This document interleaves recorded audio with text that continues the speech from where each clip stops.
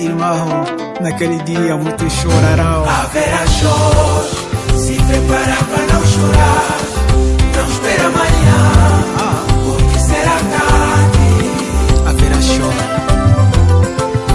Haverá choro, se prepara para não chorar. Começamos a nossa atividade, a nossa conferência de imprensa. Estamos aqui perante a mesa e nossos convidados estão lá preenchidos para grandes atividades que nós teremos no dia 1 de agosto, que será no Camama Tropical.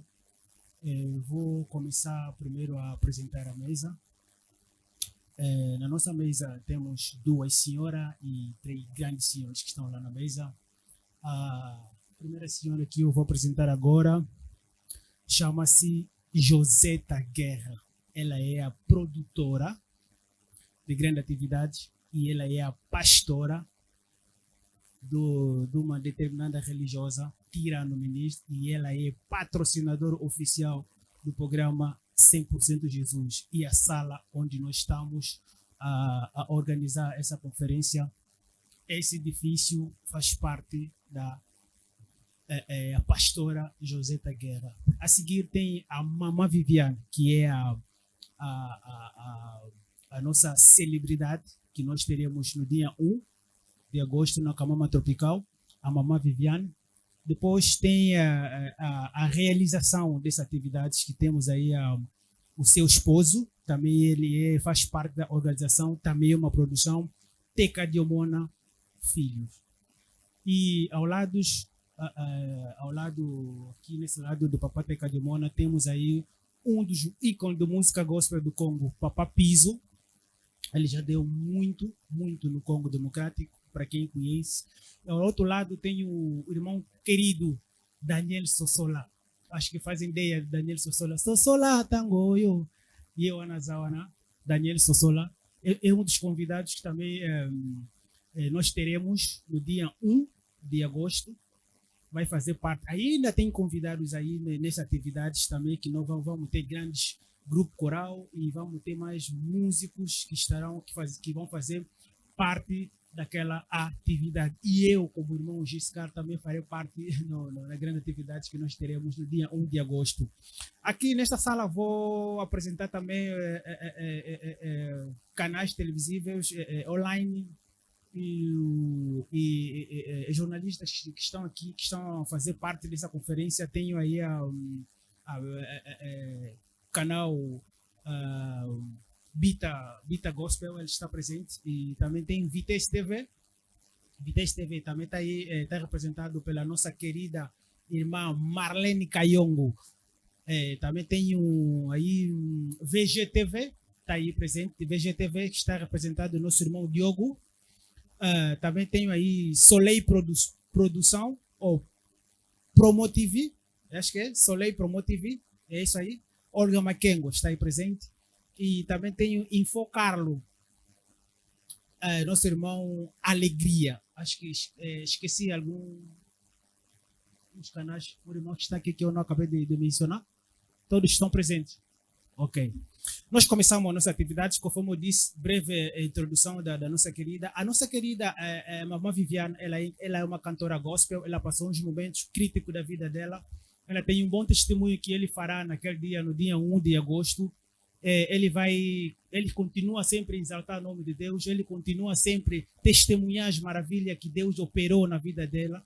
Por isso que até agora ela continua nessa senda de louvor, nessa senda de engrandecer, de testemunhar. Então, naquele dia 1 de agosto, ele estará aí no Camama Tropical para testemunhar mais uma vez a grandeza de Deus. Nesta senda, eu vou começar uma nossa conferência. Cada jornalista ou imprensa que estão aqui terá direito a 3 a 4 perguntas. É muito. É pouco, outro disseram é pouco, outro disseram... Tá bom, 3 a 4 perguntas. Se querem acrescentar mais, acho que pode acrescentar. E eu vou pedir à mesa que tenha uma lapiseira, folha para apontar as perguntas para não esquecer, porque 3 perguntas cada. Acho que se não tem lapiseira, acho que vão gravar na memória, né, para responder. Então, nós aí estamos, a produtora, a Mamã Joseta Guerra, está aí ao lado, que ela está a produzir esse concerto. É uma mamã pastora, tem a mamã Viviana. Esse é o terceiro concerto dela. A segunda na Camama Tropical, eu já dei uma na Camama Tropical, dei ao Palácio de Ferro, voltou de novo a Camama Tropical. Tem aí o seu esposo, Teca de Omona, Simão, papai Simão. Também é uma produção, faz parte da produção dessa atividade. E tem o músico convidado, Daniel Sossola, que desapareceu há muito tempo, hoje apareceu de novo, Camama Tropical. E tem o Papá Piso, que está aí. Nessa senda, eu vou deixar o microfone como é que eu posso dizer? Vitesse TV, a nossa querida Marlene Kayongo. Tem 3 a 4 perguntas. Boa tarde. Boa tarde a todos. Moi, Marlene Kayongo, One Love, da Vitesse TV. Question normale bonjour d'après maman Viviane. Maman Viviane, na landa interview na moko pa Nelitu, frère Nelitu Lembe. Comme on a eu Viviana, magnifique témoignage de Deus. Elle n'a qu'à pourquoi nous avons magnifique témoignage de Deus.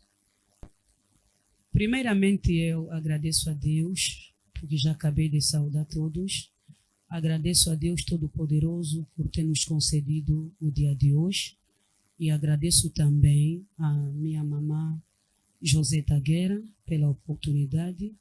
Agradeço o meu marido ao lado pela presença dele. E agradeço aqui ao meu papá Piso, o ícone da música. Agradeço também ao meu mano Daniel Sossola. Muito obrigada pela vossa presença. E agradeço também a todos os programas da TV, jornalistas, né? Isso que eu posso chamar, jornalistas aqui presentes. Muito obrigada. Respondendo à questão da Maná, na Lubanalingala Putuningala. Ya solo nalikaki na programu ya ndeko Nelito epa ya Zanzambe apambolae na plateau na ye nalobaki kombo nanga eza Viviana magnifique miracle de Dieu. Kombo nangai oyo papa na mama bapesi yanga eza Viviana. Kombo ya miracle magnifique de Dieu eyaki ko surgir après événement où elikanaki na vinanga. Na témoignage nangai nde kombo wana ekobotama wana posona vila bandolo ba déjà témoigner c'est okinde déjà musika do kombo wana normalement eza non artistique onzamba pesinga pona événement où elikana na vinangai na mukuse na koloba na mbongo. Merci beaucoup maman. Deuxième question la maison maman Viviane nazomona lancer ba concert mingi awa natali ba concert na yo mais na ba concert na moni souvent on a la collaboration na bandeko na yo te bayembi ya Congo Kinshasa souvent ba ope bayaka autonomie ke na collaboration vraiment entre bino na bango ezate ko ba kana milieu na biso batoloba nini ngala maman Viviane koyeba yo penza mingi de tout monde lelo ezate et moi ngena ba pourquoi collaboration les arabes le c'est que tout le papa Daniel Sossola le petit monde ba bisusu au pe ba yimbi la passer le kanzemba nzela loyo. Ok, merci. Ya liboso na koloba boye musique eza moyen. Musique eza moyen. Soki omoni ya Daniel Sossola, omoni papa Piso, eza pe mokolo moko so nzamba ko be biso grâce, apesi biso makoki, tokoki pe ko bengisa bandeko na biso po ezaka moko ya susi nanga. Moko ezaka pe posa nangai na yemba pe na bandeko na biso ya Congo. Mais soki nano ekokisami te po moyen nano meyo ya kosala likambo yango ekoki nano te. Merci beaucoup maman Viviane. Troisième question à Mato Yasuka, nous avons par rapport à concert où nous pouvons même biso ni awa yango. Na mon titre concert na biso Deus nos possível. Ba titre de belé, ba kamode belé, peut-être nous bonne note nous avons dit pourquoi concert oyo ko intitulé mon na kombo na titre on thème oyo kombo ba. Kombo oyo so totali eza intitulado Deus dos impossíveis. Ngana yo toyibike toza na nzambe ya munene. Tant tozotala likolo na se asali, tant tozondimela nzambe tomona na misu te aza nzambe ya makambo okamwa.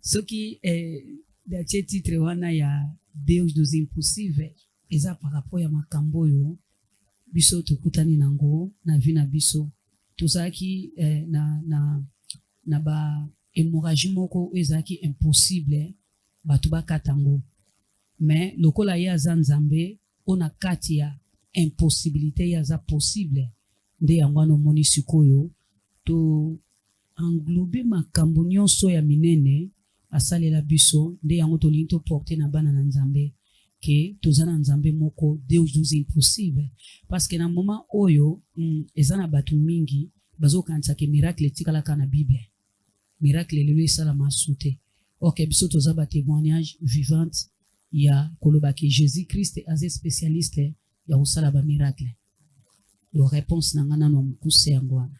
Merci beaucoup. Merci.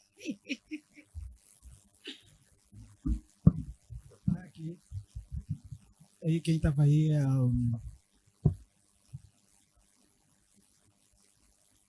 é a nossa querida Marlene Kayoma. Também temos aqui Tirano Ministro, aqui, onde encontra o jornalista Giscard está aqui, Giscard Antônio Sempre São Jesus, Azawana P. Chena Bisso Tirano Ministro para Azawana.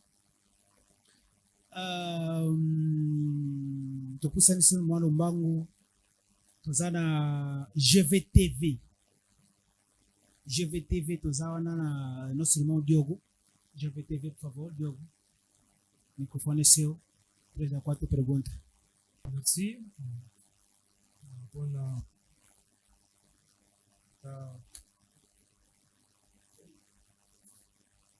Som. Mama naza journaliste na kati ya chaîne BGTV Angola. Ben, question nanga yani. Kusimba miko? Kusona? Enseigner? OK. Question nanga eza mama. Naza kolando penza na ba émission. Loko na constate que mama façon na yo olobelaka. Lekende ndeti oza pasteur.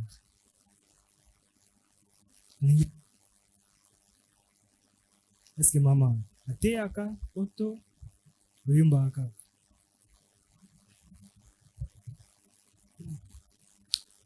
Merci pour mutuna. Elobel nanga. Nous allons vraiment pasteur. En tout cas vraiment c'est que ça lui pamboli parce que watu mingi bakanisanga ke naza mama pasteur eza mama Joseta ngai pour le moment naza moyembi naza mopanzi sango malamu na nzela loyembo naza na pasteur te. OK, merci vraiment. Question ya ami baleza mama on peut préparer concert sikoyo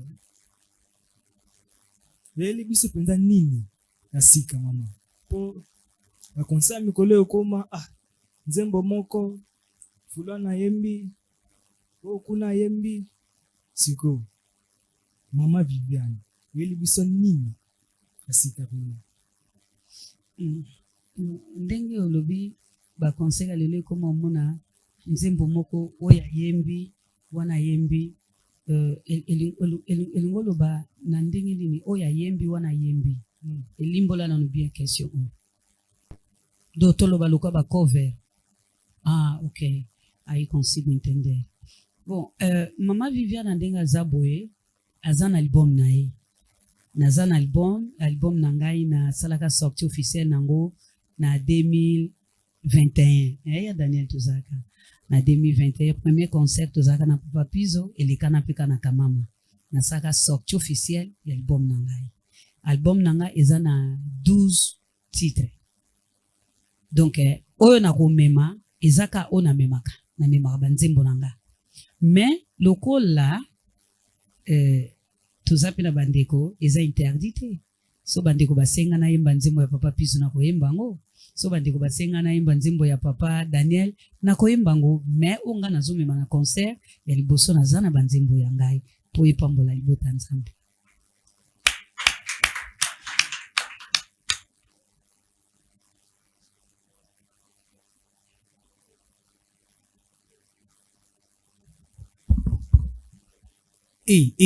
Papa, mais ta voix, oh?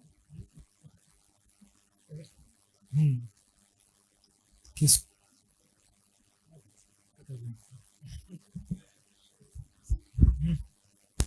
Ok, son.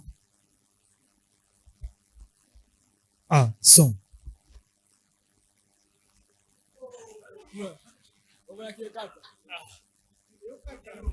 Oh, zela.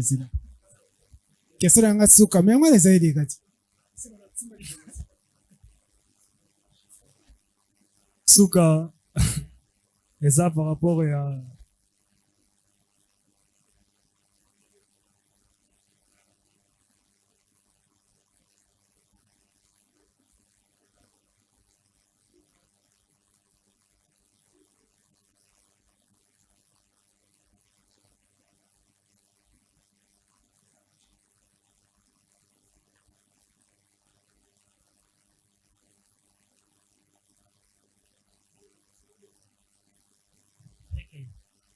Merci pour la question ya kitoko tuni.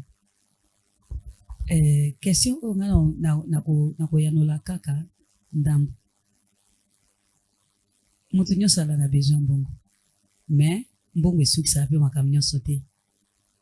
Question wana mutu répondre ngo eza mama Josette. Parce que yenda za kaza producent. Soki mama lingaki ezala entrada livre, mama ebi pona nini asala ibongo. Eu chamo-me Joseta Guerra. Guerra é nome do meu marido. Sou pastora. Meu ministério é Tirano Ministry. A entrada é gratuita porque nós queremos ver muita gente. Que não me diga que todo mundo tem dinheiro hoje. Nem amanhã. Depende. Se nós metemos a entrada, por exemplo, pode ser 2.000 kwanza. A pessoa às vezes gosta de música gospel, não vai conseguir vir. Vai dizer que isso não é para nós, isso é só para aqueles que têm dinheiro. E nós queremos todo mundo que vem assistir e conhecer quem é a Mamã Viviane. Porque eu já vi aqui, esse aqui é o segundo ou terceiro concerto que ela fez. Pagaram, mas não acho que era muita gente que fora. Hoje precisamos de muita gente mesmo. A população de Kamama pode vir a pé, mas vão entrar. E depois não sabemos o que é que vamos pedir lá. Não me diga que aquele que tem dinheiro vai vir só mão abanar. Vai trazer qualquer coisa na pasta. Porque nós vamos pedir pelo valor da nossa cantora gospel, pelo valor da música gospel, ela pode meter, se não, eu, por exemplo, posso dizer assim, vou pedir 1.000 kwanza. Às vezes a pessoa queria dar 100, mas eu já limitei em 1.000 kwanza. Ele vai dar 1.000 kwanza. Mas tem 100 para dar a Mamã Viviana. Aqueles que vão vir, que acham que pode ofertar dinheiro para a Mamã Viviana, porque ela tem um projeto, pode dar mesmo 1 milhão. Não sei se entenderam a minha maneira de ser. Na Olubão ficou na Lingala. Exato por Tuzana Mbongo Mini, não. Exato por Mamã Viviana Lingala Mbongo Tete. Mamã Viviana Zana ba projet belé. Tuzana ba projet à Kosala pour la musique gospel Angola.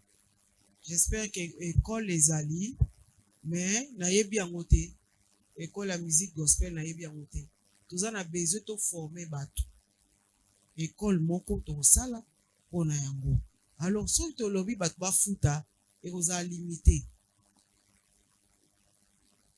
Et vous a vraiment limité moto aza na 2000 akoprefere asomba fufu na ye ke afuta tike me soki nasombi fufu na nga natondisi libumu nakokende kobinela nzambe epuis koyembela nzembo ya gospel eza message ya Christ aza messager ndenge aza wana akoloba akoteya na nzembo akoloba de la part de Christ na nzembo eza na mutu moko nasala kobika alors yango tolingaki bato ebele baya koyokana na mama Viviane po ayeba na pe Angola mbobe nga nayeba ekalera yaki awa nayebi ete na nayoka ete meleka ye kosala émission nazaki etike na miziki na ye navandaki wana ngabi me mama azalaka wapi o azalaka na Angola nayebi ete nayoka mpe miziki na ye te ozomona eza na sens wana nazwi yango lokola nga nazwelaki yango soki nayokaki ye te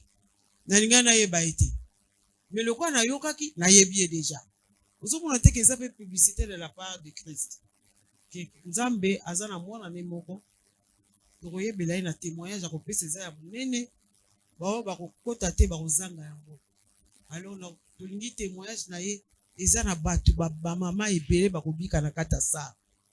Merci pour la question.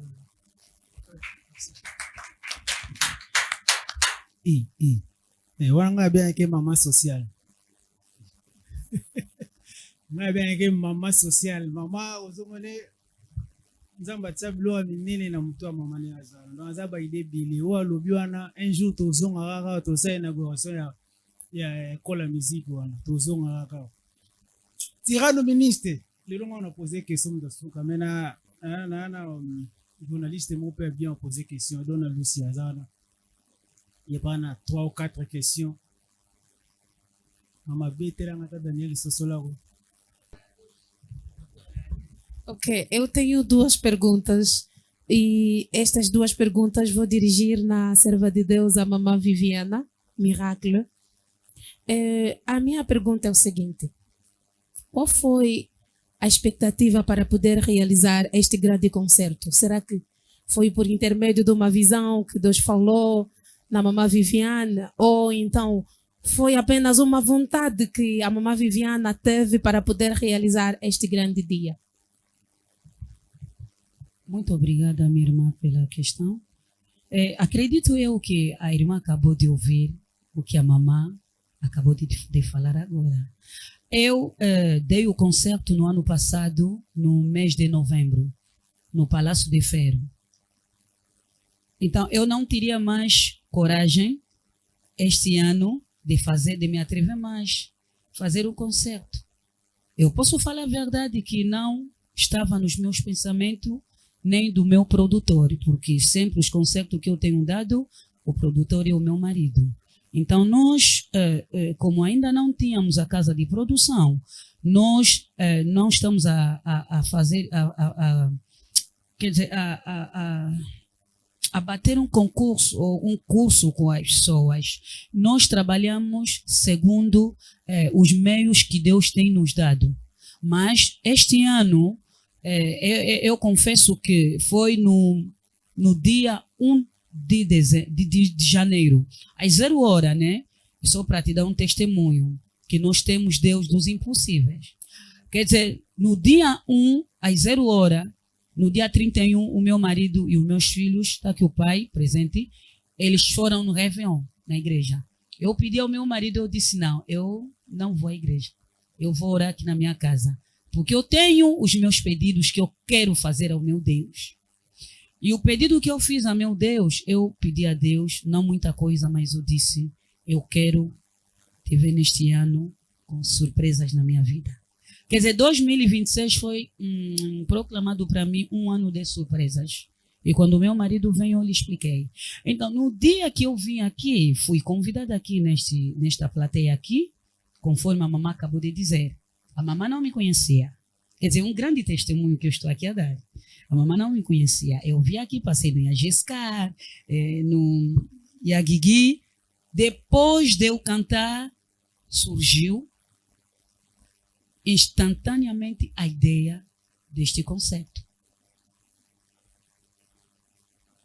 Quem fala a verdade não merece castigo. Porque eu não vou estar aqui a me agabar, não. Eu dormi e sonhei e Deus me disse, não. Eu apenas pedi a Deus ano de surpresas. E aí, aqui tenho vivido já as surpresas. Quer dizer, eu tenho um Deus vivo. Essa é a minha resposta. Amém. Ok. Acho que a resposta foi bem clara. Amém. Outra pergunta que eu tenho.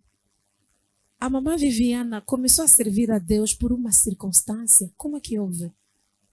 Porque aqui, hoje, nós estamos a ver, tem muitos cantores, muitos talentos realmente no mundo gospel. E cada pessoa tem seu testemunho, não é? Há quem está a servir a Deus porque houve uma circunstância.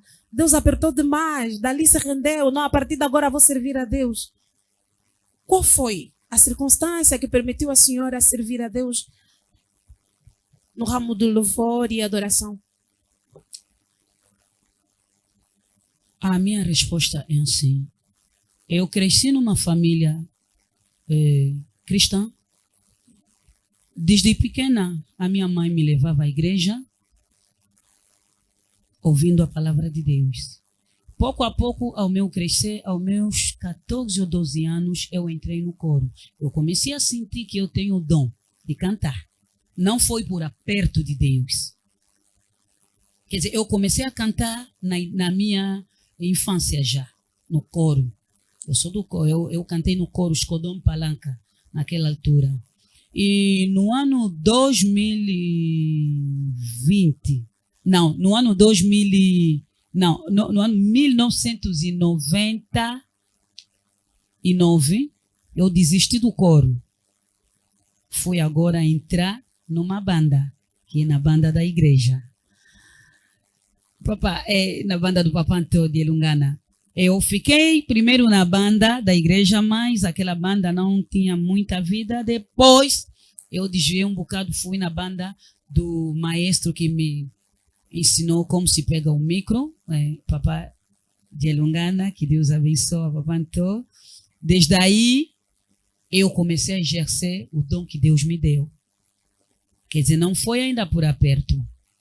Em 1999, cantando na banda. E 2020, Deus me concedeu a graça de gravar as minhas músicas. E até aqui estou.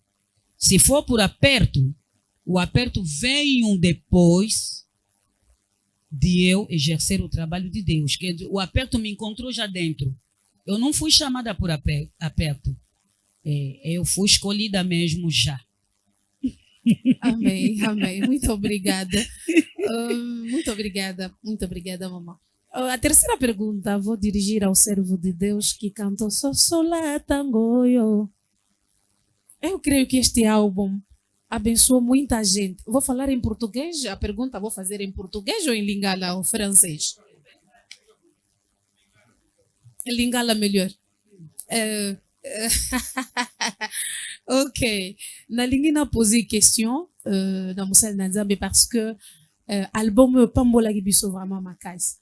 J'espère que à l'époque j'étais encore enfant, mais j'écoutais quand même jusqu'à aujourd'hui. Sosola Tango. Oui. Est-ce que je sais que au faire partie à concert Oyo, est-ce que vous avez une nouvelle Oyo même le peuple de Dieu?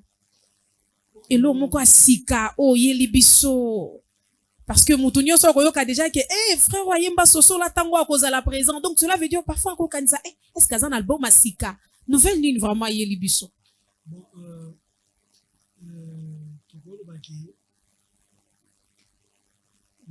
oui. Merci d'abord pour la question.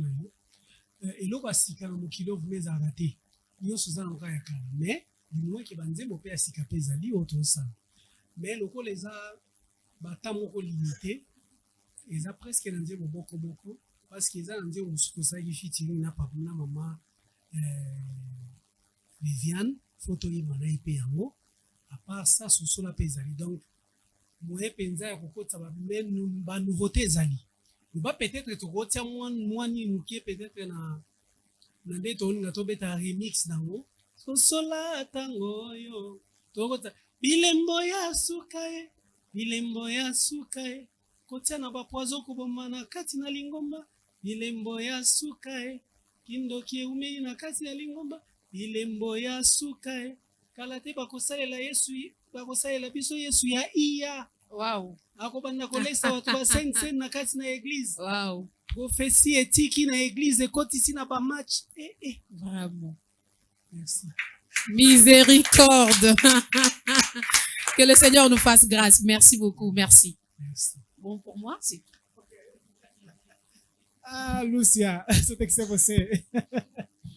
Daniel Sosola, que Dieu te bénisse. N'aie pensé mon keka. Ok. Voilà, Lucia, si la bannière français, Lucia va en tika. Maman, je vais t'en yo. Ok, ouais. Ça va, estamos a continuar sempre. Tenho a honra de chamar também a televisão Solene Pro. Será? Yangwana ou bien?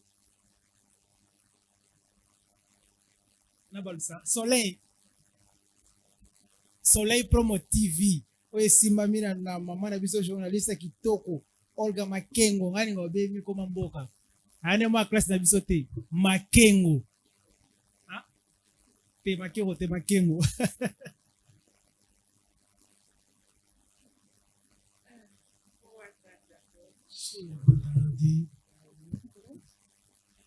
Eu chamo-me. Alô?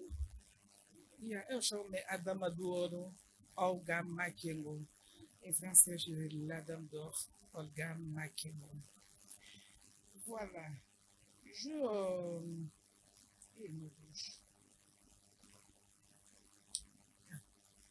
Você fala em francês?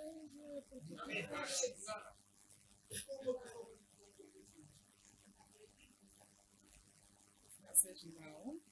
Agora, nesse caso, vou em português. Yeah.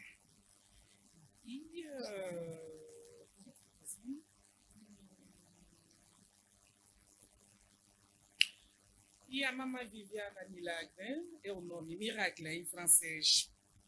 Yeah. Eu tenho 3 perguntas e a última eu vou querer para papá Daniel.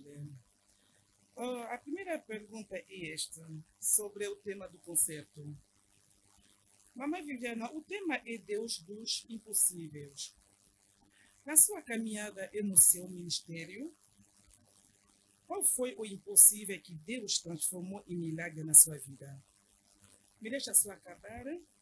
E que mensagem a senhora tem para alguém que vem ao Camama Tropical com um caso impossível? Essa é a minha primeira pergunta.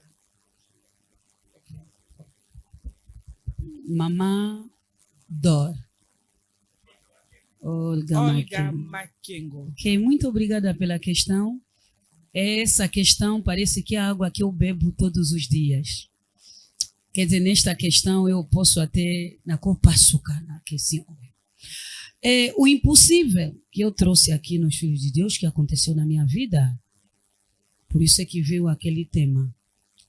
Eu fiquei primeiramente 12 anos num lar sem filhos.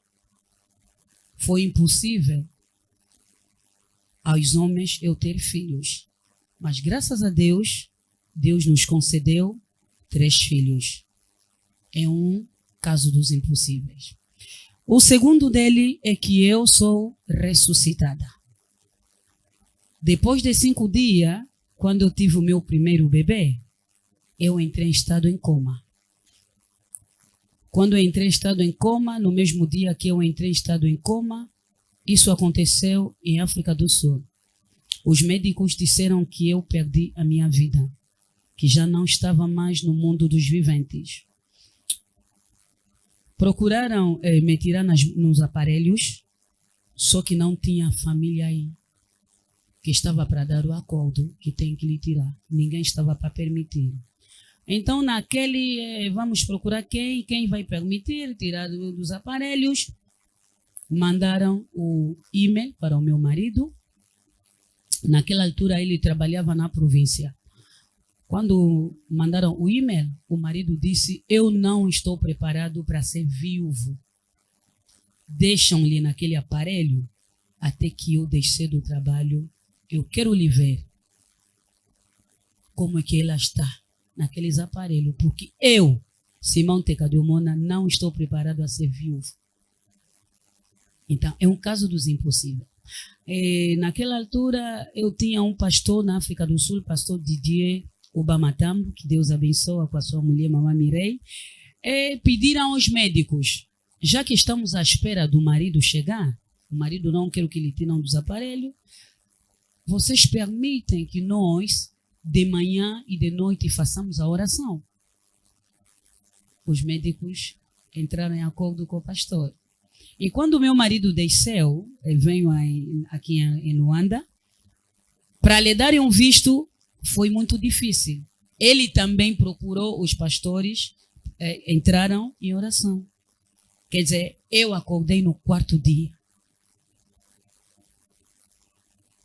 Por isso, a mensagem que eu estou a levar nos Filhos de Deus, se naquela altura havia Ana, é só para demonstrar ao povo de Deus que também, nesta nossa geração, há Anas. E Anas com respostas bem dadas ao nosso Cristo. E também para dizer que naquela altura se tinha Lázaro. Até hoje, este mesmo Deus que ressuscitou Lázaro, que até hoje é especialista em operar milagres, ele é Deus que está a operar até hoje. Mamãe, ouviu? Essa é a minha resposta. Quer dizer, o que eu estou a levar no povo de Deus é a demonstração do Deus vivo, que Deus existe até hoje, é real. Quer dizer, eu até convido as mulheres que até hoje estão cegos, né? Como se fosse Bartimeu, porque eu também estava naquela cegueira. Não tinha filhos, é como se fosse eu casei, mas não estou a ver nada. E eu convido todas as mulheres que têm esse problema, que venham, vamos passar momentos, né?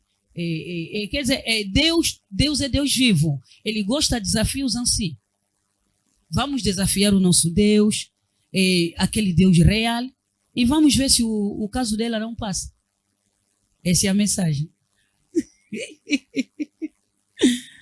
A minha segunda pergunta, nós te conhecemos por misturar louvor com ritmo africanos. Agora, para este concerto gratuito no Kamama Tropical, como a senhora preparou a sua adoração para tocar todas as gerações e todas as igrejas presentes? Me conhecem com ritmo africano.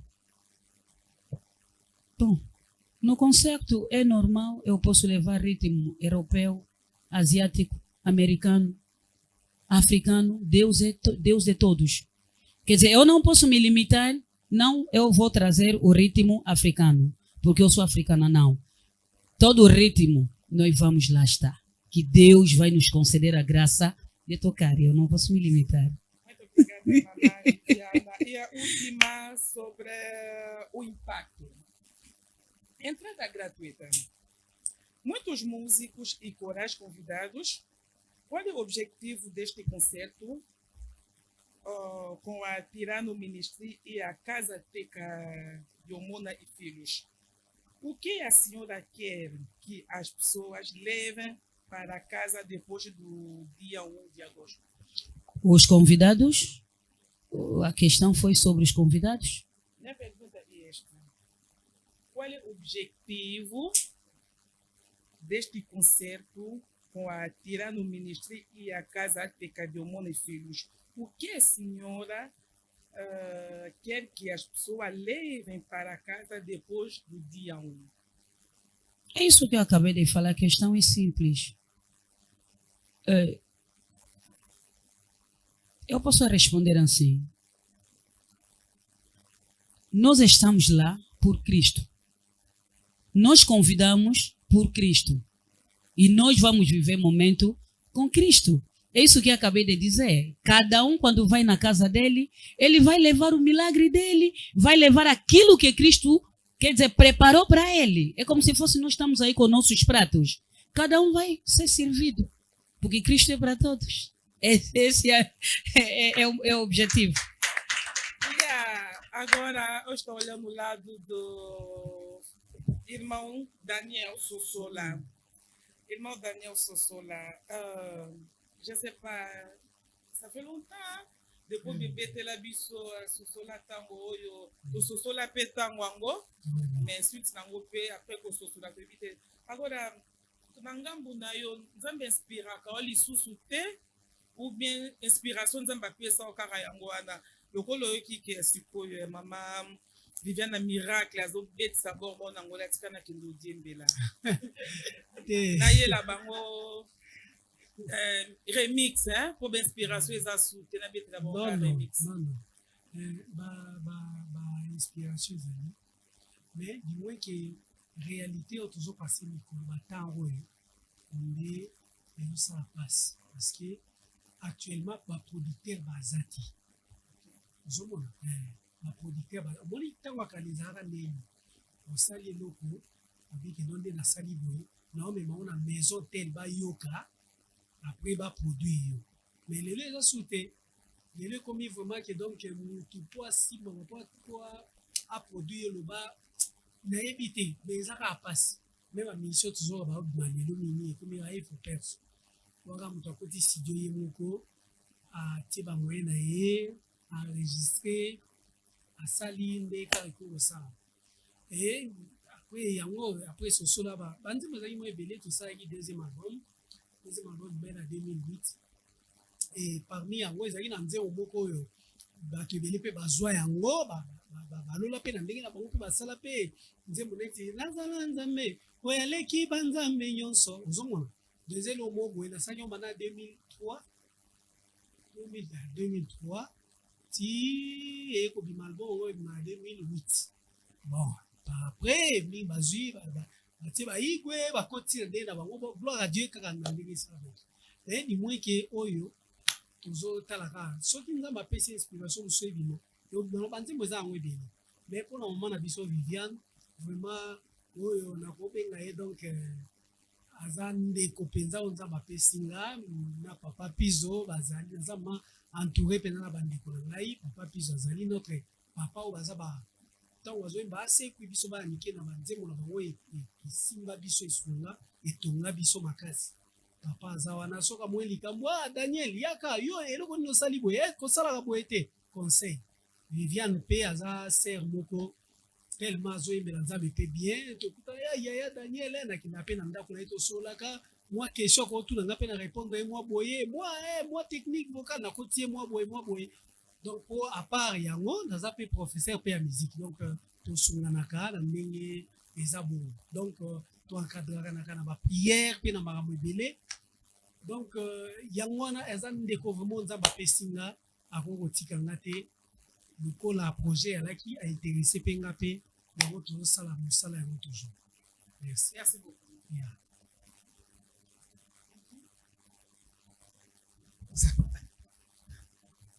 Ça va. Femme d'or. Mulher do ouro. Vamos a gente também está aqui presente. Eu vou fazer a pergunta. Eu tenho 3 perguntas, mas.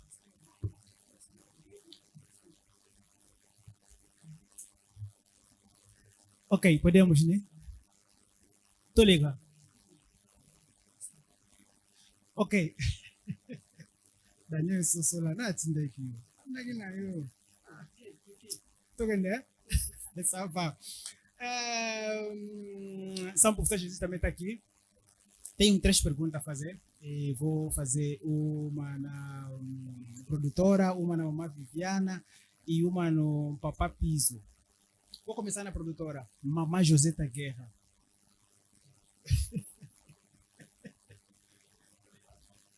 Nós aqui no programa 100% Jesus já passou vários músicos que a mamãe Joseta Guerra presenciou, estava presente. E o que a mamãe Joseta Guerra viu, notou, chamou a atenção, tocou a alma para organizar essa atividade da mamãe Viviana?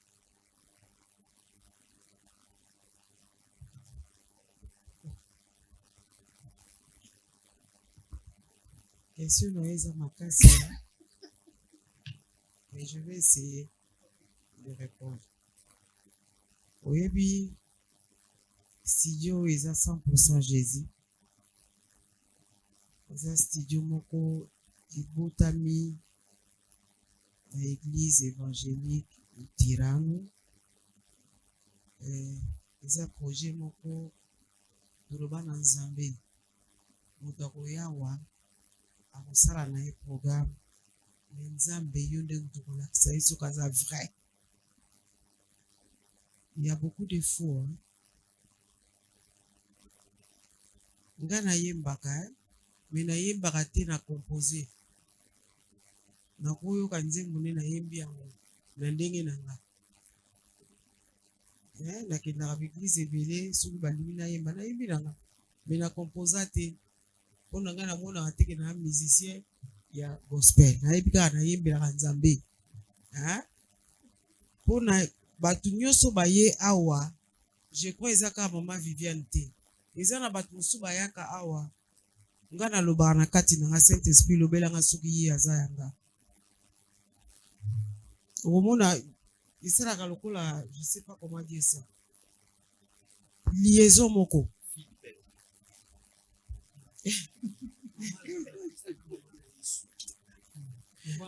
Bayembi na bango ebele, baye na bango awa ebele, basali bemission awa ebele na santaka soki na sentir nga mpo na nga nayebi ke eza Saint Esprit. Mpo nalobaka moto nyonso akoya fo akutana na Molimo Mosantu. Mosala kosala soki eza mpenza ya Nzambe tokotambola ensemble. Soki eza ya Nzambe te nayebisaka bino, je crois nakorrigeaka bino mibale toutefois. Boyelinga moto pourquoi? Parce que j'ai pas senti quelque chose on alingaka na sentir na Jésus. Molimo Mosantu azalaka na modele na ye atambolaka na bato. Leki ya yembi navandaki na coin nayebi ye te mais na sentir ke kalbi toza na chantre monene ya gospel na Angola. Eloko ya liboso nalobaki yango wana chantre ya monene toza ne ya gospel na Angola mais amonanaka te aza efase parce que nga nalobaki na ndenge na ngai mpo namona ye te nayebi ye te naye koyebele awa. Mais pourquoi boye nazalaki na mama mosusu mama San lelo aye te ngabi me ndenge ni moto ayembaka boye toyebi ye te tozowaka bamiziki ya Congo me na Angola toza na mutu. Nalobi mpe na modele wana eza te naza contre bakongolais non, nga utu miziki na bango nalinga yango mingi. Sikoyo moto ainterpretaka miziki ya Lingala na portugais pesaka nga kanda yemba ndenge eza na Lingala kobalola yango na portugais te. Na tozosoa sikoyo na mama nga azoyeba banzembo na ye moko mayebani te. Mama alobi sikoyo tokosala nini ngabi te ifo tolanse ye. Nalobi ka ndenge neti je il faut toyoka ye nanu bien, il faut tosala mwa conseil moko. Sikoyo tobi tokosola na ye toyeba epani tokosalela yango. Nga problème na nga yebana nanu nakendaka baplace ebele nanu namona ye te. Nakendaka baconférence ebele ya makambo ya Nzambe anamonaka ye te ngabi me finalement mwasi oyo abombamela wapi? Problème eza nini? Eloko etikali nga na ye personnalité na ye, sa manière d'être, aza je sais pas comment dire ça, aza modèle mosusu, alakisi kaza mama, alakisi kaza responsable, modèle na ye na ya koyemba en tout cas etushaki nga eza kaka mpo nango. C'était pas o makambo ebele bamosusu nasepela na bango mpe bayembaka na bango bien mais etushaki nga te neti ya ye. Ekuta bango nyonso bayemba napesa bango bakado mais ya ye aza double cadeau. Ouais. Obe yango triple cadeau. Bon, nga na kobakisa mwa moke na o mama lobi omoni Bible lobi l'esprit rend témoignage à notre esprit. Omoni tango Marie Elisabeth azalaki na nzembo ya Jean-Baptiste, tango akutani na Marie mère de Jésus mpe azalaki na nzembo ya Yesu, tango bakutani bazemi na bango esaini ebouge. Comprendre que oyo zemi na nge bouge. Donc c'est comme ça. Donc Molimo Mosantu aza bongo. Donc ye aza na o Nzambe apesi ye pa aza na o Nzambe apesi. So tango bakutani tata connexion wana esala bongo. Te so papa pizo pe tango so koza moi te papa pizo pa na oya ye te ya bakita msungo na oza na lokho bakisana papa pizo Ok. Toujours tá nessa música, Jésus. Uma pergunta sempre para a mamãe pastora. Uma pergunta aqui, 100% Jesus. Essa pergunta, se aquela mamãe disse que é uma pergunta muito. E essa aqui. Mamãe pastora Joseta Guerra. Será que a pastora Joseta ficou a produtora oficial da mamãe Viviane ou eu sou para essa atividade? tokopesa yango na maboko ya nzambe nzambe moto akotambusa biso soki tolobi tosala yango na mosuni c'est pas bon ndenge tozosala ekozala concert priere ezali nzambe atya maboko na ye nzambe atinda bana na ye oyo bamaladi bapika oyo balingi bayokaka témoignage bamosusu bayaka na bango mpo na témoignage mosusu mpe akoya neka mpo ayoka miziki me nzambe akutanisi na likambo ezalaki na mama donc tokotala oyo ekoleka nsima topesa yango na maboko ya nzambe Ça va. Para terminar, uma pergunta para o Papa Piso. Papa Piso, não é bom, né? Ngala que eu tenho um que me o companheiro da Maria.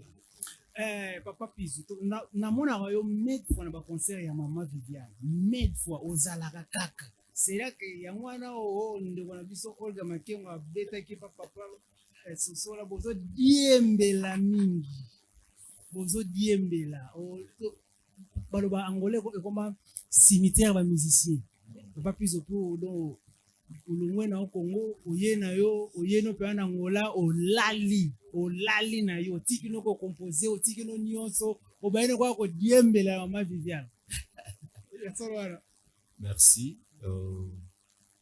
Tangu Mama Makengo nalingaki na répondre mais natikaki na Daniela à répondre parce que moi wana l'émission je suis chrétienne. Ok. Donc biso bana nzambe tozala na lolenge na biso totambola. Ah, j'ai pas aimé hein tanokaki kodiembela oh là là mais toko sa charger malé. Ok, kokutana na ngai na Mama Viviana ndenge Mama Pastor alobi naza na jeune fille na ngai ene na ngai aza couturière ayembaka mpe très bien aza déjà en Allemagne. Alors Mama Viviana ayaki mpa na biso na ndako ndenge mama alobi do mama nzambe par hasard elaka te ayini na ndako ayi koluka mwana wa ngai ya mwasi posala bacœur na ye na album na liboso donc namonaki Mama Viviana la première fois wana aye aki amokolabore na mwana après Mama Viviana ayi koluka ngai abi na nga wana ngai nayibi na ngai te papa nayembaka na mobali na ye nayembaka nalingi yo encadre biso mpona koyemba alors moi okende Daniel alobi na ndako ya papa teka tozopesa mwa baformation mpa ya mama koakompagne na studio kopesa ye batoli ti lelo d'ailleurs tozosambela esika moko donc Viviana mwana nanga donc mama kodiembela eza te mpona question mibale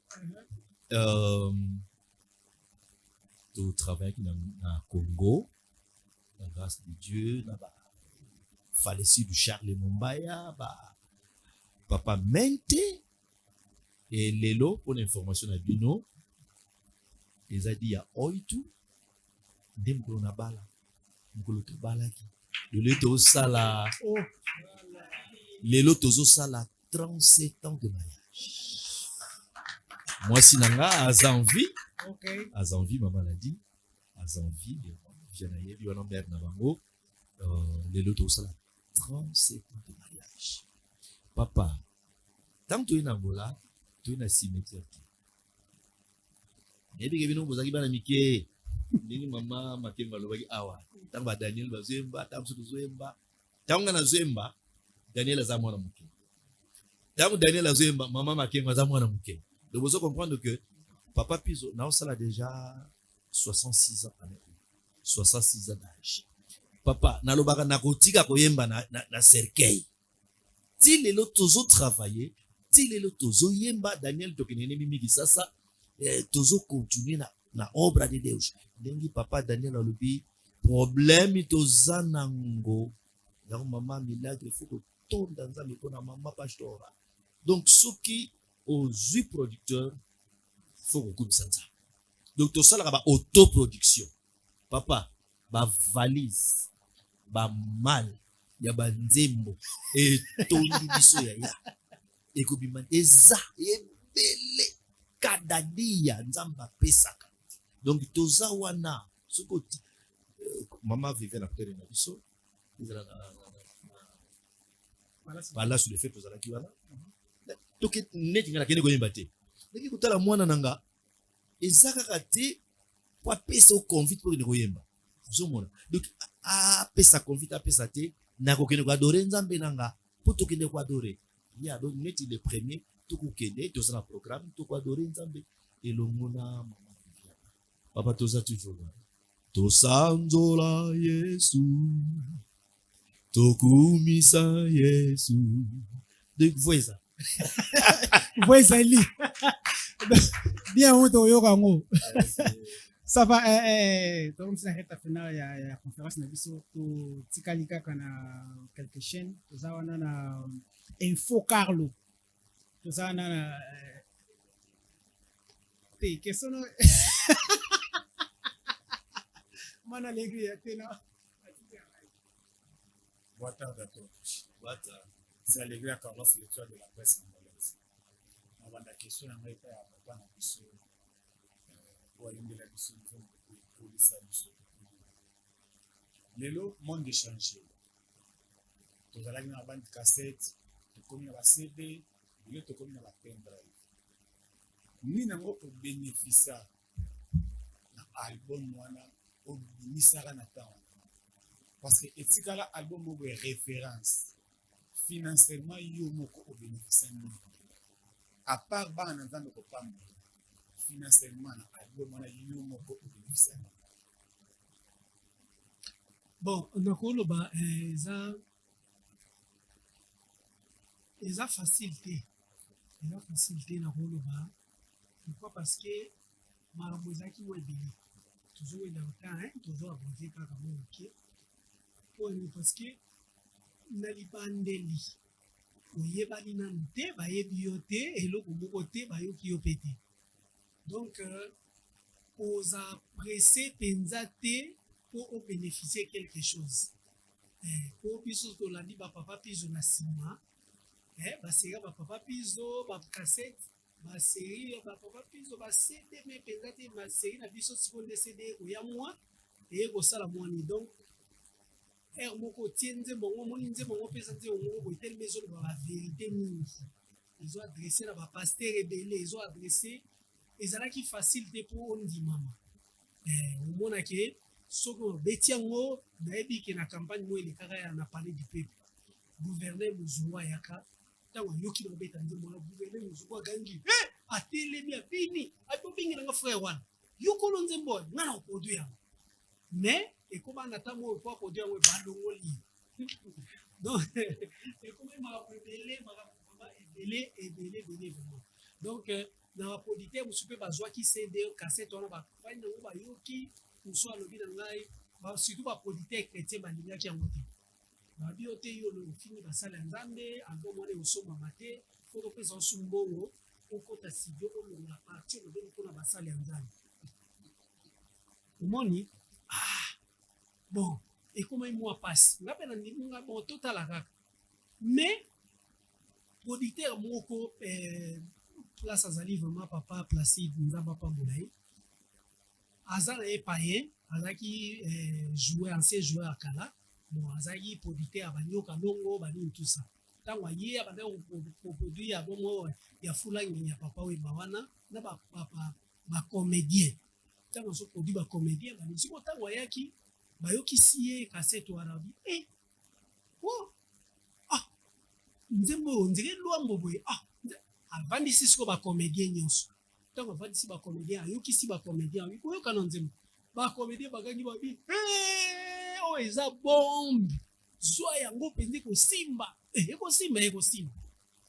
ntango mpe ake nango na poto zakari atomboli yango na poto seyo ya zakari abi na poto mobimba donc soki oza yango te na ndako na yo oza chrétien te bon ntango tosoli na producteur tellement nabwaka mwakibwaka bangi producteur tunapesa komenga papa apesaka oyo komona ozomona apesaki kaka oyo amonaki kaka bosimba nano nga mpe nazwaki kaka oyo eza entre biso nakobimisa no mwana te nazwi kaka bongo nasalisali kaka baeffort kaka donc eloko ya liboso meme na bayaya oyo baleka na miziki ya mokili ezalaka bon même Jackie Chan otali bafilme na ya liboso abénéficie te azoluka noka ayebana ya mibale ndenge moko ya misato ntango azwi contrat ya États-Unis abimi donc ezalaka kaka bongo donc eloko ya liboso tokoki kotia na koconseille na bandeko bazoya kopesa producteur mpe chance mpo ye mpe azwa moyen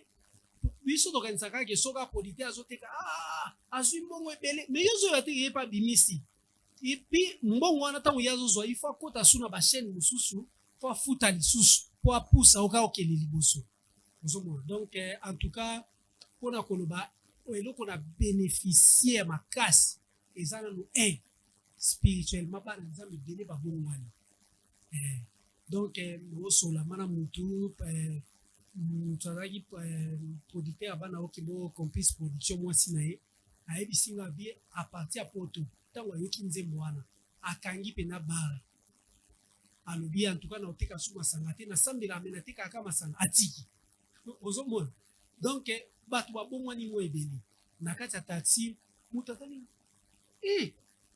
yo toyeba nzembo mwana biso azalaka bandi makasi bandi mpenza akenda eglize te mama biso ateyaki ekende eglize maboni mais ntango akika ata soki yesu azongi mpe lelo te abandi kolela asimbi bible akende eglize fre nzambe apambola omoni mpo na nga eza esengo makasi bon eloko ya mibale eza kaka ke ate epesinga mbongo te mais ntango bobenganga deja sosola c'est déjà na vandi donc so deja mpe moto aye na eloko aproduit so atika akomboka Daniel Sosola ata moto ayoki te mais ntango amoni kaka deja kombo amoni kaka eloko ya sika mais amoni deja Sosola wana eza deja griffe donc mpo na nga naokumisa nzambe mpo nango malgré ya mibale nde epesaki nga voiture epesaki nga bavoyage mosusu ebele na mboka ebele na voyageaki donc c'est ça babi mwana suka lera mingi mwana suka papa na biso Daniel Sosola yo yeli kaka oyebi bango na retourner peut-être dans sa tour de somme na retourner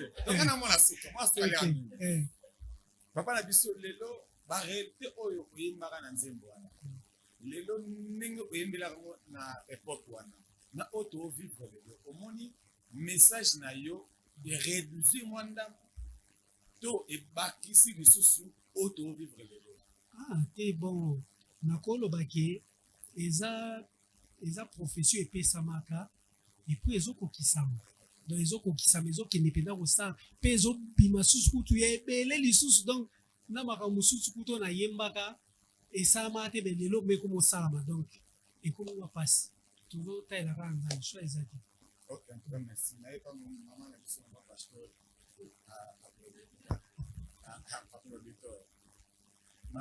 nalingi kaka na répondre papa question moko sikoyo osalaka ngo mpona nini mpona kaka bato bayemba yo et c'est tout c'est fini eloko nini ezaka na nsima ya koyemba na yo bon na nsima koyemba na nga parce que nabongoli motema ya 1991 nabandi nano koteya liloba na nzambe sikoyo na 96 ntango nakoti retraite nde nzembo wana eyaki na retraite donc nasalaka yango mpo évangéliser na opepele na nzambe le reste kolo ye moko ayebi parce que naluka na makasi na ngai ya nzoto mpo nazwa mpo nasala boye na producteur kutu tobebana mpo wani mpona koluka kaka mpona koluka kaka baraison na nga me nga nazalaki na nga na raison mpo ye moko nde place aza ayebi ke petio azalaki na ye na raison mpo oyebi kaka te bato mpe ebele me ameli bamosusu bazouta poto bazoya na mama ovandi mpenza boyeko bato bazouta mapoto bazoya na basede wana euti poto eye en tout cas na poto soki oza na cde te na ndako na yo me bato mosusu senga bongo na yo Cedar etekami sala boy bon naluki mpe nazwa mpe producteur nazwa mpe avocat alandelanga teba ale ku ekati nga ebuki nga maseke olita bia nga mnabimisa yo nga mpe na okitisa o omoni eboteli nga soko bakoma avula trop gagner mpo nalotaka deja ndoto nalotaka deja ndoto na 2000 ntango nakoti studio ntango nakoti studio avant nakekuta na producteur naloti ndoto naa na retraite naloti omoni nzeta mbila te nzeta mbila so bakati yango nde ekweya wana omoi masanga oyo basala ya sukali wana nasali siko masanga wana sukali ntango nasali yango masanga ebimi etamboli monde entier masanga wana etamboli monde entier bato bayeda babidon batoki yo bozoganye eloko te ninga zela kokanye zela bino bozwa nanu bato bazwi etieli nga mona ya otoka boye natoyika mwa kopa mokie nasutuki bamona ndoto wana donc paster moko ayebisi nga bi elakisi ke oyo osali ekopambola mabota ebele me yo moko kobeneficie yango eloko te na ndenge ya nzoto boye donc eloko na bénéficie eza kaka ke na palmarès déjà totiama déjà kombo déjà donc c'est ça so eza te mama sikoyo tosali mpona oboye yango fo moto mosusu aya omoni producteur ya mibale navandaka kaka boye nazoraisonne mpo ekomela nga baproblème na producteur afunda ye nga mpe baproducteur nyonso ya paris bakangela ye nga brek narata kutu bapoto banini babetelanga banini ebele okokende poto te kaka mpona makambo wana lobi yo nakodiminue yo mpenza okozonga ntina suka me eza na mama moko na londres abi fo wayima nzimba sosola akende wapi mama wana aproduiraki album ya héritage ya Thomas Lotofi abi abengi mwana ye na kini abi lukelanga na frère wana wayima nzimba sosola wana naolinga napo eske aza na nzembo mosusu te moni apartir na ye nde ntango ye frère wana ya navandaka na ndako frère bazoluka no mama na biso aza na londres aza na bezo sola nosolina ya mama Thérèse na bezo produit yo esi nzembo mosusu ezatanga banzembo ezali mama tosola epesa ye nga voiture ya sika oyo baserviteur ebele bandaki kouta meme na lwanda bazoya kuna mingi baignoranga me batambola na voiture na nga bavoiture na ngai mosusu basala yango bamariage donc esala mpenza ebele na deuxième album wana deuxième album yabiaki namati mpe avion motuti mpe mondele esquise mondele tosoli mpe na mondele apartir ka ya deuxième ya album donc ememinga mpe bamboka ebele apartir ka ya wana même tinde tozosola ya bino boye donc c'est ça. Ok, merci. Maman producteur. Maman bandeko bayeba depuis bakini bakisongele mpona mama producteur. Oza mama producteur kaka mpona mama na biso to ozalaka déjà na monde ya production mpona bamusicien gospel. C'est la première fois. Nasalaka yango te nayedaka na nga mais kozala boye kozala producteur mais productrice ndenge balobaka c'est ça non en français et première avege lai tozalaki na mokili nabengisaka musicien moko ya Congo abetaka na sidalela nde natiki mpe makambo yango mbala liboso nasala mpona ya liboso nasala mpona na musique gospel donc nzambe nde azala na biso po tokontinue na baréalité okutani nango ya liboso na chanteur gospel sera que ozopetendre ocontinue to orésite odésiste eza mpe mpona kocontinue mpo nalingi omoi tokoli yo nasali 65 ans donc nalingi bano baza na nsima na biso omoni biso tokoli sans jésus ondenge nayebi jésus sikoyo ezolaki nango na age ya moke nde nakoma mosusu me naye koyebela jésus nasi nakoli nasi nasali masumu ebele donc apele na ele ekomi moye ozonga so nsima eza te na préféré bana na biso yango nalobaki na idée ya école nzoka toza na bato minene yango nayebi mpe bango kaka lelo donc école wana ezala na ampleur mosusu bango deja bazali okoluka so baprofesseur mosika te po bango bazali bakoboya te so baboyi na kokanga bango donc ozala na bango ozala na jour na biso tokokutana po toorganize eloko nini ezangi tobakisa eloko nini tokotiani tosali mpe publicité na biso ekole ebandi wana nde tokocontinue ndenge ya bien mais il faut toforme bana wana ya biso à travers mama Viviane nayebi bango donc tozala ndenge tozaleli awa soki tobakisi bamosusu bakoya ebele makambo ebele nde toza awa tolinga toorganize yango très bien totambola bien po école wana esalama kitoko. Ok, en tout cas merci nayebi ya mama Viviane. Mama Viviane personnellement ngai eza mbala liboso na mwana mama Viviane, j'espère que tozala na relation. Source d'inspiration na yo ezalaka nini? Parce que lelo tokomona ebele ya baministère gospel na début na bango ezomonaka ke source d'inspiration na ye eza bible. Mais ntango succès eyaka tokoma komona baréalité mosusu na baministère gospel. Parce que yo lelo déjà oyo na chemin oyo oza nango déjà source d'inspiration na yo eza nini? Merci Yaya pour la question. Source et inspiration nanga eza Bible eloba nzambe. Parce que yango nde message nazotambolaka nango. Yango message nazomemela libota ya nzambe. Eza liloba ya nzambe, eza ye moko nzambe. Wana source et inspiration nanga. Soko yoki banzembo nanga, oyoka kombo nazoyembaka mutu te, nazoyembela mwasi te, nazoyembela mobali te. Mais nazoyembaka Jésus-Christ à Nazareth. Le source nanga liboso yango. Ya mibale ndenge olobi ke bamosusu baza komona ata mosusu succès ye bakomi koyemba soki bakomi ndenge nini. Nakoki koloba lokola moko nzembo na ngai moko oyo ya témoignage. Inspiration wana ezali événement oyo ngai na bikaki na vie na ngai. Nakokaki kozala te lokola 9 lépreux wana oyo bakendeki babiki mais baboyi na bango kotémoigner.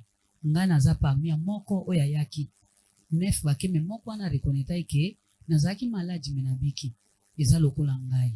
Donc soki na nzembo na nga oyoki ke na yembi ta mosusu témoignage ta mosusu na yembi lisolo moko boye eza oyo ngai ekomelaki nga na video eza histoire oyo nzambe ye moko apermetaki ke ekomela nga. Mais source na ngai nyonso inspiration c'est la Bible.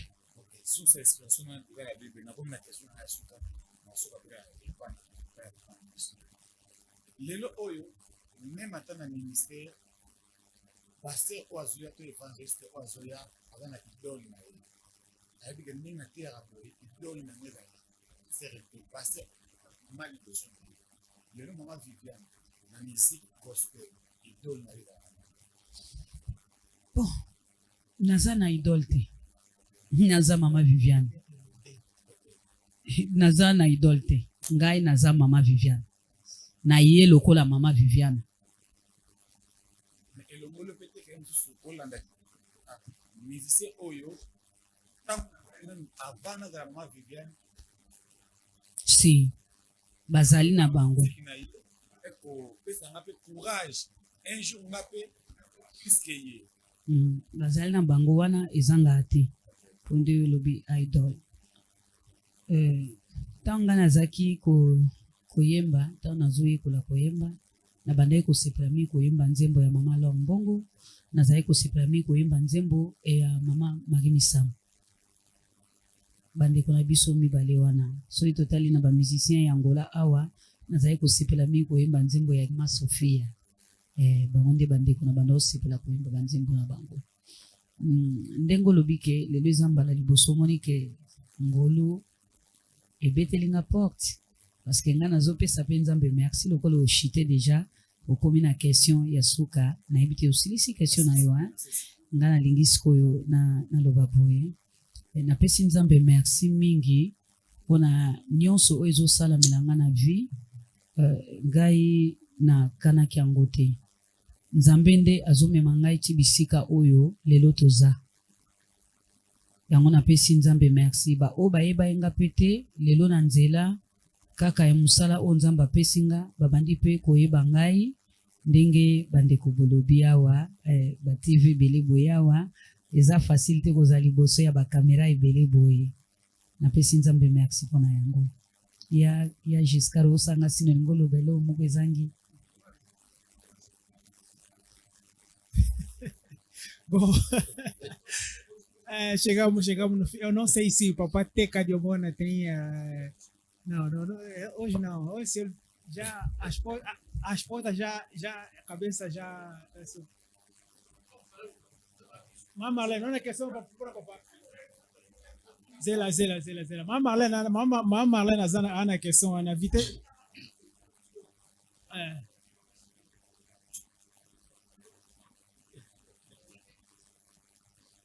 Bon, que você pensa bien. Os aga produteur pour na maman, aussi mise muso aye. Merci pour la Vitesse TV. On est question. Yaga. J'en ai répondu. Faut qu'on a micro papa. OK. Merci pour la question pour remercier la terre, remercier pour la journaliste. Bon, pour la première production, pour produire, c'est facile. Parce que musique, même ministère, c'est une possibilité. Faire une église, sans bon en tout cas, l'inviter sur les médias au musique. Et dans les mots de musique, musique c'est une possibilité. Pour lui, peut montrer c'est une possibilité. Parce que dès que l'on a dans studio, c'est un bongo. Ba accompagner le studio c'est un bongo et puis ba répétition c'est un bongo pour louer salle c'est un bongo ba instrument pour c'est un bongo et puis quand on convider ba musicien sous ba quand même ba ouais na poche na monter il faut ça transport à accompagner pe de bon et on montre que production est là pour maman et ndenge nzamba zo produire biso ce qui m'a fait que moi pour le parce qu'il y a un monde qui a besoin de voilà. Ouais, papa. Question là, c'est pour tout le monde qui vraiment question. Papa, sinon. Les lots, maman, a dit que les malins, mais la camine, ou a dit que les élévations, il y a succès. Tout le monde a raison à moi, passe, les bandes de partout, maman, a la conférence de presse, tout le monde dit papa. Tout le monde a concert, tout le monde dit papa. Et lorsque Nzambe oh ya miracle, ça c'est un miracle na ye. Mais comme maman comme mataba avion na nzila loyembo na ye. To éviter la kawana. Papa pa nozalaka na mama, to mona pe ba séparation muso ya kana makambo wana. Et comme lelo maman comme na succès makasi, papa lingi soute mama ayemba. Comme o babenga kopesa mama ba dor de kabesa. To mona kango. Mwa bandaki bien raison mukie papa za ko accompagner lelo za ko aider ye, za ko produire. Mais l'eau bien comme un boy, maman comme peut coyer banana, bateau peut ba au-delà, on peut perdre ba l'équipe papa à moi, allez. On a maramba kuna, bon jamais à tes zoua qui paraté. Et même papa est l'eau monte vitesse, que papa quoi tirer biseau, que l'eau maman place élévation dans ma rominelae, on a toujours n'est tout monde calme na maman ou on peut savoir maman dort de cabesse. Question n'est pas passé moi. Merci pour la question. Bon. D'abord, ngana mwana Nzambe nazape monter à monene parce que na linga pe na musique. Donc na linga ka za musicien, azoyemba na chorale après pour matin ti na ba instrument. Et l'on Nzambe soit pamboli. Comment tu m'appelles pambola? Donc nous en zoua normal et ça na mutu na être humain. Na wasa la zoua. Mais zoua ngo ina la limite hein. On a mutu na c'est être humain. Zoua faut zala. Parce que la salle moi c'est na zoua te habité zoua ngo skele kate. On a biso na ye mais na ba limite ba zoua na. Ya na lo ba pona karo mais ba poer pour que ça oyaza moi c'est la mobali maboko za fu. Amatavion qui est Nicolo, nous avons pas mal de questions à mon nom. Soit dans les années, on est amateur. parce que tant que nano ba chéri souci les amis bosso ayemba en public ninga na prometteur au mobi soki nzamba fonga ba porte okobeta concert moko oyo ekokamwisa bato ebele yango mpe na sala na produit ya liboso na album na studio epuis toke mpe na sala bato baparticipa na concert ya liboso bayebi exemple donc nzambe asala grâce na makasi na ngaki onga nzambe akotolela bato ebele te bana bambongo sa profession mingi mais na moke oyo nzambe apesaki ngai nde ekomaki na moyen ke donc bato mpe bamona ke non mwa moke wana nzambe apesi apres commence na ye to yango na répondre. Terminamos nossa conferência. Permettre pe maman kende partout, ba invitation ezali, maman ko kende. Oui, na ko permettre partout maman. Papa Simon. Au moins le one. Ça la mara déjà. Déjà papa ça la. Merci beaucoup. Ok, le mikili asali musala nzambe, eza musala nzambe. Maman gera memie puis ba ke Espagne moi 2 semaines. Baye. Ba ke Londres baye. Tout dépend des possibilités. Soki nzamba sungi ke possibilité monani ba kina mobali. OK. So essaye ka kende ye moko. Ya ba tolo baka.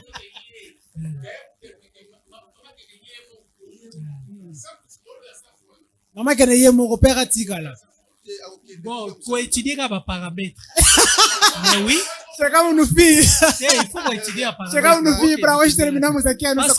En réalité, tu vas vivre les lots. Et ça n'est pas moussous. Ok. Mais musique, il y a au moins musique, musique, il y a musique à tête au banine. Célébrité. Il y a un n'engue nango. Au moins, aboto moussou ata, azane musicien, azara moté ikaka. Mais le fait que tu as bien. Moi, si tu as bien, mobile tu as été. Mais moi, si tu as bien, célébrité wana et qu'on me met à place moi, soit je contrôle la mobilité, a opé OK. Maman, je ta guerra como pastora encerra a atividade com uma oração para nós ir para casa. Nous merci beaucoup pour la présence de Bino Nyonso. Lelo na kumoyeba bato ebele. Nga na vandi mingi na Luanda te. Totamboli bamboka ebele na mobali na nga comme ambassadeur. Donc Angola vraiment tant mpenza ya mingi comme tel na bandi yango sika nakomoyeba bino nyonso ezaka à travers Jésus-Christ 100% Jésus permettre nde nayeba bino ezaka mpona lelo te ekokontinue soki toza na programme to banobenga bino mpona koya na esika oluka bosi oyebi porte eza ya kofungwama mpona moto nyonso eloko nasepeli nayebi basala nzambe ya minene je crois ke bakobongisa voi na nga mais tokoki mpe kobima boye te se mama yemba ta nzembo moko nga nayembi moko papa mpe ayembi moko ye moko maestro ayembi mpe moko mpo tosilisa programme na biso comme bokoki kofilme comme bokotika ça dépend na bino mais nalingaki toyoka nano mwa bavoi ya mike mike po toyeba ndenge aza na otiabi deja bapoe lelo za l'aise ma pasteur za l'aise amen tokobandana na mama yeba na nzembo moko ya kitoko oyo ya molai mingi te ya kaka me sava vem tocar tem pianista liga só piano aí.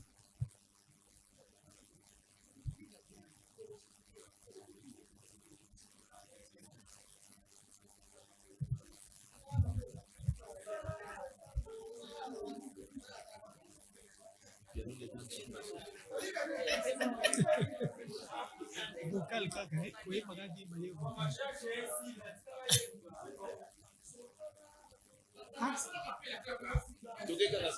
Nana otala bino kasi mutu bozoluka. Bon. Yeah.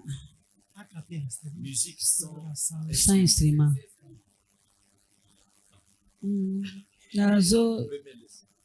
Nazo convida bino comme ça tu adorer Nzambe.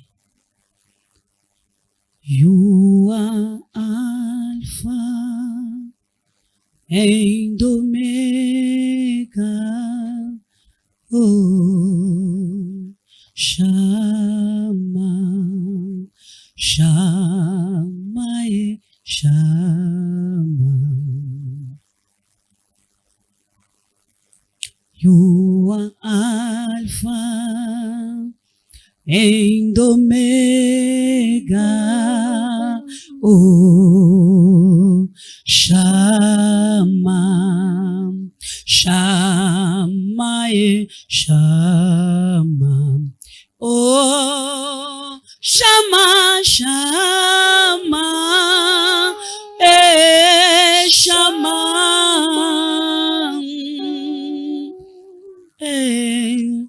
Elohim,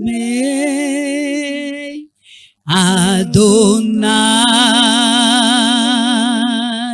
Shama, Shama.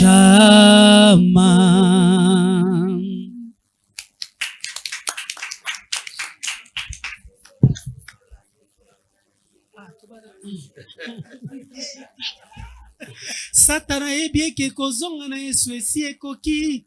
Akomi kosala nyonso po apengwisa bana na Nzambe. Akotisi distraction pe aveuglement na bandimi na nkolo. Makambo ya mabe etondi na kati na bandimi na Yesu bandeko. Songi motema mabe kofinga na pe kotonga na lingomba. Tokosuka wapi sosola tango oyo. Sosola tango tozali. Ata soki Yesu azongi pe lelo te. Yeba ete liwa pe ezali. Soki lelo yokufi na masumu. Yokokende wapi moninga. Litomba nini nyonso nyonso ya mokili. Opungisa bomoi na yo. Eokani! Asekwi, asekwi, asekwi, Masiya zana bomo. Toyemba asekwi, Yesu asekwi, asekwi, Masiya zana bomo. Epa!